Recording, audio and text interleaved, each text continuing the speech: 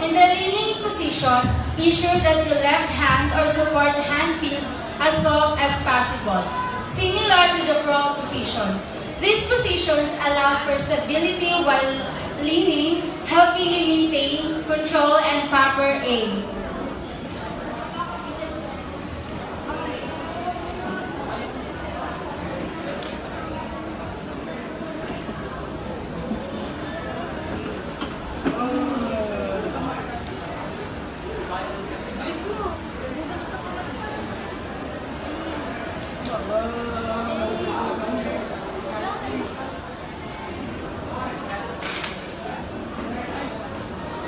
And now, we will proceed to the pistol exercise combination, which involves combining the lean, the crawl, and the standing positions.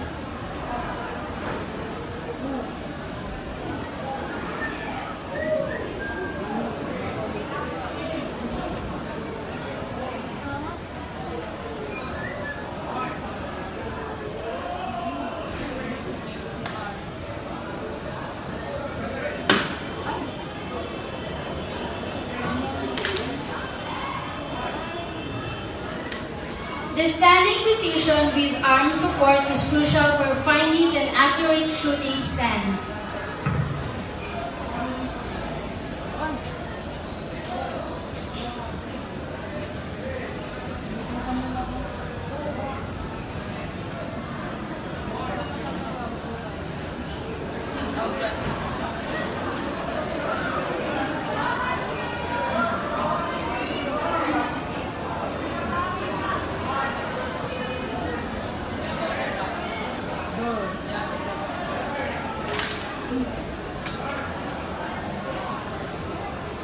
This exercise combines the kneeling position with the drop position to enhance stability and flexibility.